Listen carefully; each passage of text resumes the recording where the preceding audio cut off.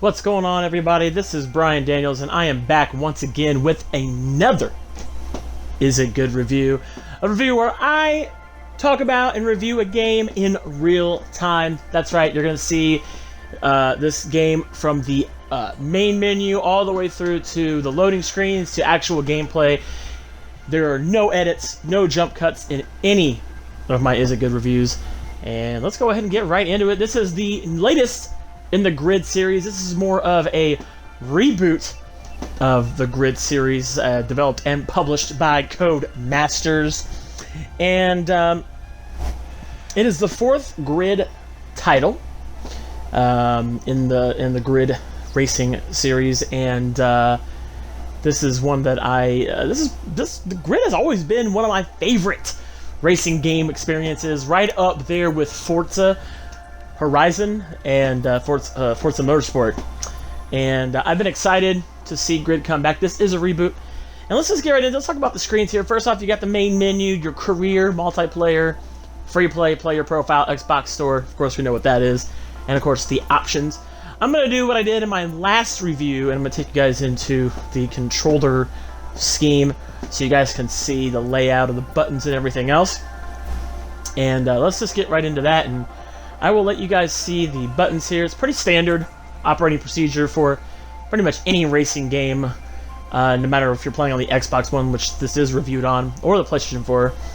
However, the controls are really interesting here, as well as you can actually see the input reporting, how hard you're pressing down on the throttle or the brake, clutch, and etc. You can see that there on the right side of the screen, the input reporting, and it lets you know what your current input is.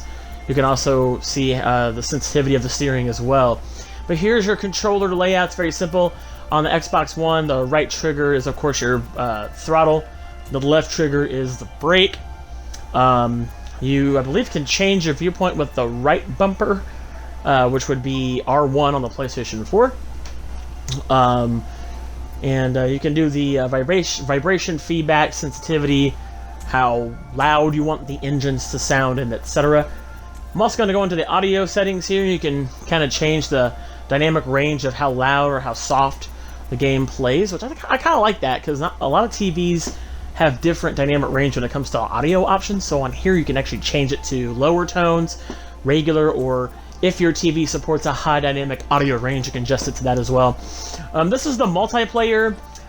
It didn't let me actually get into a game here, but you can matchmake and race against other players. You can level up and earn money.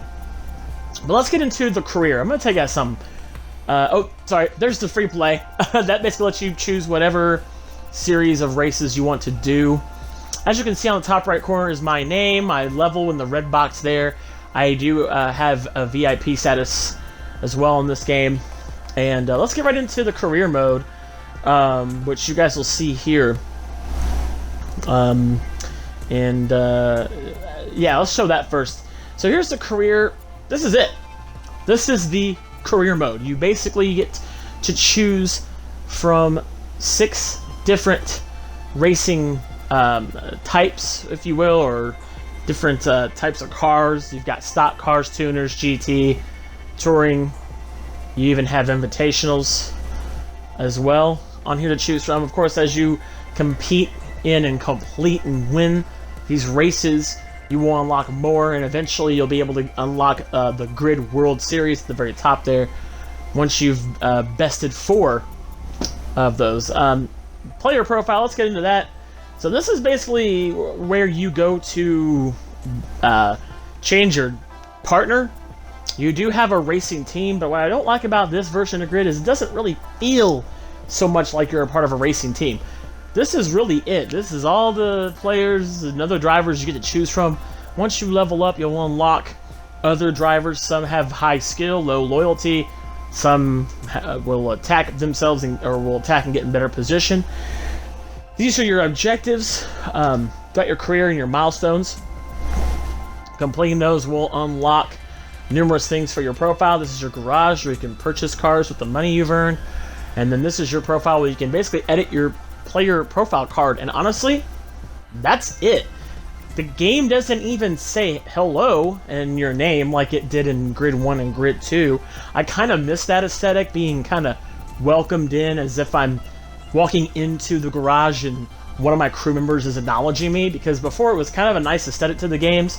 I remember the AI telling me, "Hello, Brian," as soon as I would come into my screens, but it doesn't even greet you at all anymore like it used to. I know it's kind of maybe a small thing, but it matters to me. Maybe it'll matter to you, for those of you who are grid veterans like myself.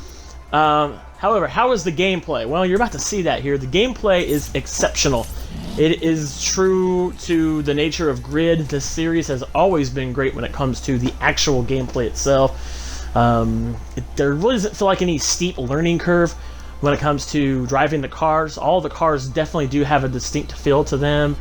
You know, from Ford to, you have F1 cars on here, Chevrolet, Subaru, and etc. Welcome everybody to today's event.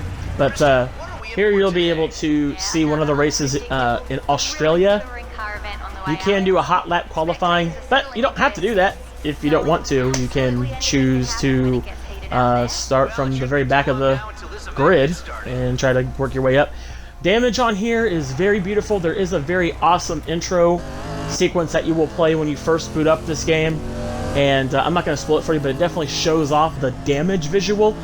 You can see here the visuals on the inside of the car are very spot on and very unique and tailored for each individual car that you drive. The graphics in the game is beautiful. This is a very beautiful, hands down, beautiful looking game, but it just feels like it's missing that team aspect of playing a game.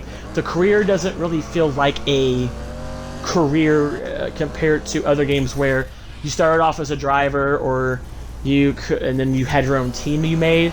As you can see here, the rewind feature is available. Once again, that's always been a series standard, and I believe you get 5 rewinds per race, or you can even get 5 per qualifying like I'm doing here. Is this game good? It is a good game. I'm not going to tell you it's a bad game. Is it worth a rental? Yes. Should you spend $59.99 on this game to buy it? I would say no. That's a hard pass. I normally would not say that about any other Grid games, but this just really, it's supposed to be a reboot, but it feels like it's a retraction more or less than anything else. Yeah, we get good and great racing gameplay, but it feels like so much of the meat that's supposed to be on the bones of this series is gone. So for those of you who liked Grid 1 and 2 and you wanted more, expecting more from this game, you're not going to get it. Other than that, I would have to give Grid, I'd have to give it a 6.5 out of 10. It just feels like it's missing so much that its predecessors had before, and if you're going to reboot a game, isn't it supposed to give you more than what it gave you before? Other than that, my name is Brian Daniels. Thanks for watching. Until next time, see ya!